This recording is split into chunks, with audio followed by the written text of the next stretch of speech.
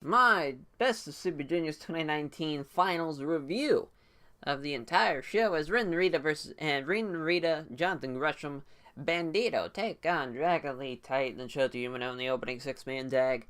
If Shota Umino puts on like 50, 60 pounds, he'll be the closest thing to like the next Takeshi Morishima we've got, man. I don't know why I noticed this. Like I feel like he's put on some weight throughout this tour and at least the last tour.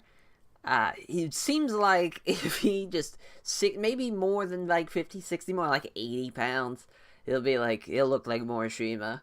It'll be awesome. But great signals from both Bandito and Titan. Pop up ace crusher from Bandito. Release German suplex by Dragon Lee. Standing Spanish fly slam. Corner attack on Narita. Springboard body splash by Titan on Narita. Gresham makes a save on the pin. Springboard Rana by Titan on Bandito. A top rope Asai moonsault by Titan on Bandito. Release overhead suplex by Narita on Dragon Lee. Covers him. Dragon Lee kicks out at 2. Running knee on the unexposed knee by Dragon Lee on Narita, and he gets the win. What a showcase, though, by Titan, really. Who knew him wrestling other luchadors is the best way to showcase his talents. Shocker. As I need to see Bandito versus Titan one-on-one at some point in my life. That was, from what the little taste that I got here in this match. I want the full course meal. Because that was awesome. As Bullet Club team of Taiji Shimori, El Fantasma, and Robbie Eagles take on Raisuke Taguchi and Roppongi 3K of Show and Yo. Bullet Club jumpstart the match. Corner attack on Phantasmo. ELP walks the ropes, hits the Rana off the ropes. Show and Eagles trade strikes. 450 splash. Phantasmo rolls Eagles off a Show and hits the face buster, stealing the win. Ishimori didn't do shit that whole match. Eagles visibly upset. Shoves Phantasmo after the match. I'm sure stories that will be told throughout the summer of New Japan here. As Jushin Thunder Liger, Tiger Mask 4, Yoshihashi, Toru Yano, and Tomohiro Ishii take on Suzuki Gun of Taichi, Minoru Suzuki, Zack Sabre Jr., Yoshida Kanemaru, and Doki. Taichi keeps throwing his never open weight title at Ishii, who keeps getting pissed off about it. As Doki and Liger started off, tilt-a-war backbreaker by Jushin Liger. Doki goes for a diving senton on the floor, and on everybody, 9 people are on the floor. Nobody catches him. He eats shit on it. Fucking Kanemaru moves out of the way instead of catching his friend and stablemate. So he's like, how about this guy doesn't eat shit? But no. Fucking 9-man dive. Nobody catches him. Suzuki and Liger trade chops. PK kick on Yoshihashi, followed up by a running double foot stomp. Corey Bomb neckbreaker by Doki on Yoshihashi, who kicks out at 2. Tiger driver on Kanemaru, layered from Yoshihashi. Yoshihashi hits Karma and he gets the win. LIJ team of Tetsuya Naito, Evil, Sanada, and Bushi take on Kota Ibushi, Tomoaki Hanma, Togi Makabe, and Dohan on the next Tohanare there as the next 8-man tag. As Ibushi and Naito start off, Hanma and Evil trade chops. Kokeshi on Sanada powers out of it. Makabe powers out of the Paradise Lock. Power Slam middle rope combo by Ibushi on Naito. Step up tornado DDT by Naito. Flying shoulder block by Hanare. Double team Kokeshi by Hanare and Hanma. Layered on Hanare by Evil. Hanare kicks out at 2. Tope Suicida by Ibushi to take out most of the members of the kind of Chaos team, if you will. And Magic on Hanare and LIJ get the win. No surprise on the winner in the finish. Excited for Naito and Ibushi, of course, going to be up in the charts as always between those two. And Kazuchika Okada and Rocky Romero take on Marty Scurll and Brody King in the next match. Brody King and Kazuchika Okada started off. Romero tries to chop down the big man and Brody King with leg kicks. Brody King does his springboard, metal rope to top rope, lucha arm drags on both guys. Of course, everybody loses their shit. Big man doing crazy lucha shit like that is awesome. Romero special by Marty Scurll on Rocky Romero. Running body splash on Brody King. By Brody King, rather, as Okada body slams Brody King onto Marty Scurll. Boss man slam from Brody King. An awesome pile driver onto Okada by Brody King, who kicks out a 2. Drop kick by Okada. Hits the top rope elbow drop. Hits the Rainmaker, and he gets the win. They're no surprise, Okada getting the... It would be nice if they would have protected Brody King just a wee bit, didn't have him take the fall, but, it is what it is. It's no big deal. It's just an undercard tag match. No big deal, as Roshi Tanahashi versus Jay White the next match. Jay White attacks Tanahashi during his entrance. Exploded to the floor over the ropes by Jay White. Saito suplex by Jay White. Runs Tanahashi into the barricade and apron. Flipping senton off the middle rope by Tanahashi. Flatliner German suplex combo by Jay White. Uranagi from Jay White. Dragon Screw leg whip by Tanahashi. Starting to come back. Sling blade. Jay White kicks out of it. A German suplex with a bridge. White again kicks out. Tanahashi counters the Blade Runner with a low blow and a roll up. What the fuck? White kicks out. Small package hold. And he gets the win. Jay White steals another one over Tanahashi there. As if I had to guess, these two will be in the same block for the G1 to kind of have a rematch. But interesting, the Tanahashi taking a trip towards the heel side of things, doing a low blow roll up, trying to get a win. That's not ace-like. Come on now, as IWGP United States title match, co-main event, Juice Robinson versus the debuting Jon Moxley. Moxley enters in the crowd. It's been so long since I've seen him wrestle in actual wrestling gear. Love the idea of the shooter boots, though. That's a cool addition. As Tope Suicida by Jon Moxley, they go into the crowd. They just brawl throughout the arena. Moxley goes for a pile driver on the entranceway. Juice counters with a backdrop. Juice does a cannonball dive off the set. Lands ass first on the entranceway. They kind of caught him, but it wasn't as bad as the Doki dive, but it was also like he was way higher than what Doki was for his little dab to the floor. As they go back to the entrance, to the ringside area, rather. Juice throws Moxley into the barricade, goes for the cannonball into the barricade. Moxley rolls out of the way. Moxley throws Juice's legs into the ring post a couple of times. Single leg Boston Crab onto the injured leg. Transitions into the STF. Juice is busted up in there from all the biting and the punches that Moxley's been doing. Big spine buster from Juice. A slingshot to by Juice. Gut buster from Juice Robinson. Moxley grabs a table and a chair from underneath the ring. Drives the chair onto Juice, jumping off the apron, who is laying on the table. Then he does a suplex onto the table, which breaks it. Crash landing suplex from Moxley, gets a 2 count. Again, he throws the legs into the ring post before locking in a figure 4 leg lock around the ring post. Juice runs into a lariat by Moxley. Awesome spot of them trading strikes. Goes for the double arm DDT. Juice just sends him to the outside. Moxley gets another table. This time he sets it up against the barricade. Cannonball onto the table. And of course the son of a bitch doesn't break. Damn Japanese tables. Juice just sets it up like it's a regular table on the outside. And he powerbombs him through it. Gets back into the ring. Glove relief by Jon Moxley. Both guys go for their finishes. Juice gets a roll-up. Moxley kicks out of 2. Moxley hits the DDT. Juice kicks out of it. Moxley follows up the lifting double-arm DDT. And he gets the win. New IWGP United States Champion in Jon Moxley. Expected the weapons to be used in this. I like the style that he did, though. Working and targeting the Juice's legs.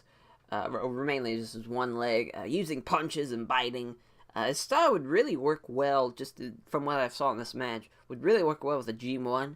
Just his matches would be so different than a lot of the people during that block that he's in. And, before this match, the match I wanted to see with Jon Moxley have against the Japanese talent the most was Tetsuya Naito.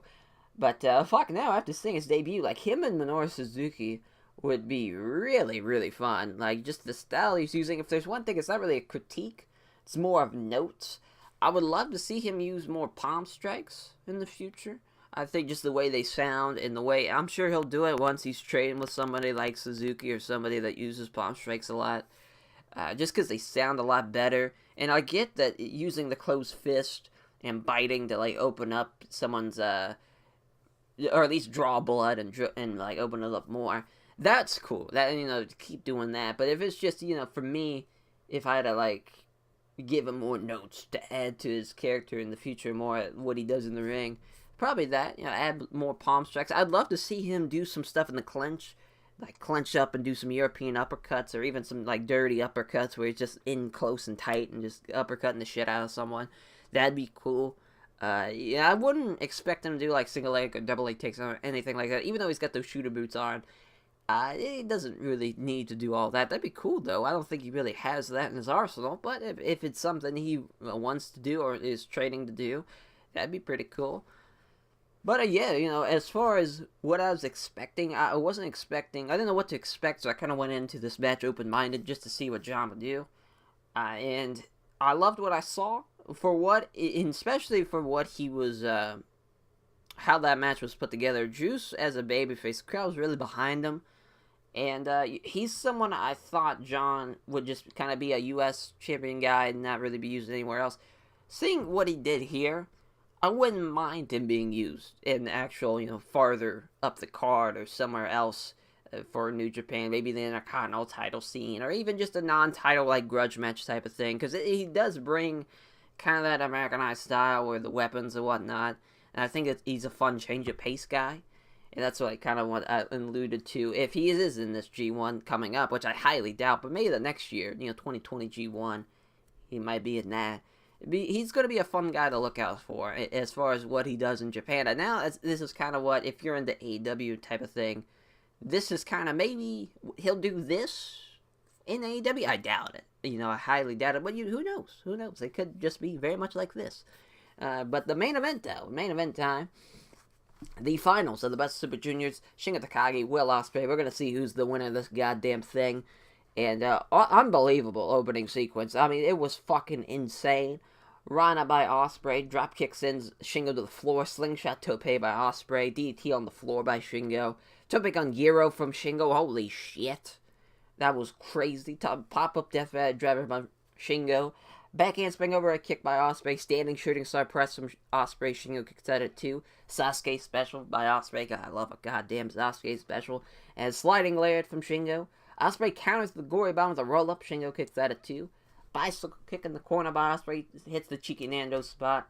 A metal rope death valley driver from Shingo. Holy shit. And another amazing sequence between the two. I mean, it's shit where you're just going like, oh my god, I cannot believe this is happening type of thing. As Shingo counters the Oscutter with a gory bomb. And Jesus Christ, a massive sit-out power bomb. Damn near almost paralyzed poor Shingo. Like, that could have been really bad. He was up there for that power bomb. And Shingo kicks at it too. Wheelbarrow suplex in the corner from Shingo. Oscutter onto the apron. That was pretty crazy. I don't know who that hurt more, to be honest, as far as putting together that move. I don't know. I feel like Ospreay did a lot more taking that move than what he did giving the move to Shingo. As Ospreay with a crazy shooting star press senton onto a standing Shingo. I'll say that again. A crazy shooting star press senton. So he not only does a shooting star press, but he turns it another rotation into a senton, into like basically onto a standing Shingo. He follows up with a regular shooting star press, a spinning axe kick from Ospreay, Oscutter from Ospreay, and Shingo kicks out. At 2, question mark kick, followed by more head kicks from Ospreay. Shingo ducks a head kick, catches his arms into the last falconry, and Ospreay kicks out. Jesus Christ, that was just a crazy, awesome way to hit that last falconry, to catch his arm into it and bring it into the last falconry. That was awesome. Lariat from Shingo, bumping bomber from Shingo, and Ospreay kicks out at 2. Poison Rana by Ospreay, a standing Spanish fly from Ospreay. Shingo kicks out at 2. Swift blade by Ospreay, into a top rope Oscutter, into a Stormbreaker, and Will Ospreay wins. Joins the list of 2-time winners of the Best Super Juniors. We had a crazy-ass match. A great show. Before I send this off, I want to talk about some of the best matches of the tournament. As, Robbie Eagles versus Will Ospreay, I'll talk about that first. That was such a fun match for Eagles. Getting an upset win over Ospreay, and really his showcase of what he could do, Robbie Eagles, as far as in the junior heavyweight division scene. Ishimori versus Dragon Lee, the rematch. It sucks that rematch happened so closely after their initial match at Wrestling Utaku, but it was still a good match. I felt like it was in that top 10 contingency of the whole tournament. Shingo versus Taiji Ishimori. That was a case where, as far as like the entire card that happened on that, obviously that was the last show of Block A, so that was kind of like the last chance. Are we going to see an undefeated Shingo, or are we going to see Ishimori win and steal Block A away from Shingo? And even Shingo wins. It's a fun match. Romero versus Ospreay from Block B. That was a fun match. Rocky Romero. It was probably him and Phantasmo was probably better, which is up later on this list. But him and Ospreay, that was such a great match. As Ospreay versus Phantasmo, that match was, it's probably El Phantasmo's best match of the tournament. Really no surprise it being with Will Ospreay. That was, fun stuff. And it was just, as far as, not really what El Phantasmo did in that match that really was crazy. It was more like just Ospreay and what he could do. Dragon Lee vs. Titan. Now, this is probably way up there as far as a lot of people probably don't even have this match on their list, but to me, I fucking love Lucha, and these two guys did a tremendous job. And obviously, it was Titan's best match because, like I said during this review, him working with other luchadors is definitely his best style because he is one, and he's not used to really. It's not like Dragon Lee, who is so good and is such a talented worker in general that he can work with any style. But really, Titan, he's great at lucha, and that's pretty much it. Sure, he can trade strikes with somebody. Maybe he can do a little pro rest, but really nothing quite like Dragon Lee can do.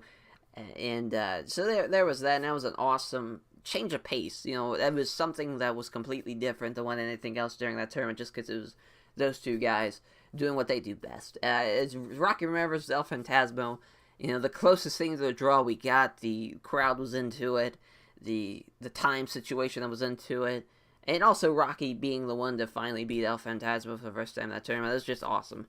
Awesome stuff. Great story there. As Will Ospreay versus Bandito. Ospreay and Bandito was fantastic. It being a Cork and Hall. It also being the co-main event for a crazy-ass card. That was an incredible match, of course. That place was going apeshit for it. A lot of crazy-ass spots, too. Of course, talking about Will Ospreay and Bandito. Gonna be some crazy spots. That was such a fun-ass match. And Dragon Lee versus Shingo, the main event of that show, of that Cork and Hall show. I can't wait for the rematch where maybe that can be the focus. It's probably not going to be, since it's going to be at probably a future show. I doubt it'll be the main event. It'd be fun if they main event that on a show for like Kazuna Road, just to kind of make it feel special. But I highly doubt they will. But yeah, that was such an awesome match. And then probably the second best match of the tournament, Sho versus Shingo. Holy fuck, that match was incredible because how different it was to the mini Haas battles, the build up to that pretty much since Shingo's debut, because those two have been so core-aligned with each other, with them being part of that junior tag division scene between those two, and to have their match they had, it was fucking awesome. And really, in the future, when these two have a singles match, I think it's going to be even higher of an expectation and higher of just like, holy shit, can Sho be the Sho's been talked about even throughout this tournament since that match happened, that he wanted to be the guy that can slay the dragon and beat Shingo Takagi. So awesome what they've done post that match as well. But really, that match in general, sure, it was early in the tournament, but for what it was, for the story perspective and how different that match was, I'm a big fan of it being different. Of it not being kind of the same of what other matches were. The two mini Hosses of the junior division going at it and just fucking killing each other is awesome. And of course, the best match was definitely that finals match. Shingo and Will Ospreay is awesome. It's unbelievable. One of the best finals matches I can remember in a long time. It was special. Sure, what I would have loved to see Shingo get the win, absolutely. But Will Ospreay, kind of, it's now what's this mean for him? Because obviously, I'm assuming if he wins the junior heavyweight title from Dragon Lee coming up in Dominion, he won't be in the G1. But I guess that can't stop somebody. It's really never really been done a whole lot of times, so it's kind of a thing where if there's a guy to do it, Will Ospreay's probably that guy. I want to say Devitt did it when he was the junior champion. He worked the G1, but I could be wrong. I remember he did it in the same year where he worked the best Super Juniors, and also him and Milano. Milano did it. They worked the New Japan Cup and the best Super Juniors and the G1 all in 1 year. And Will Ospreay's probably going to do that too, and also winning if he does beat Dragon Lee at Dominion. That'd be a hell of a year for him. I talked about it before this match and really throughout hyping up to this tournament. He's right now right behind Kento Miyahara. If not, he might surpass Kento Miyahara before it's all said and done. Just his run he's had. And if he adds a G1 run into this, it's going to be quite the resume for him. But that will do it for my review of the best Super Juniors. And we're coming right back just in 2 days. I think it's the 9th. Yeah, so it's a couple of days. But the New Japan Pro Wrestling Dominion show. Main event, Kazuchika Okada versus Chris Jericho. It's gonna be something. I'll just say that. But I will catch you guys there for my preview of that show. Take care.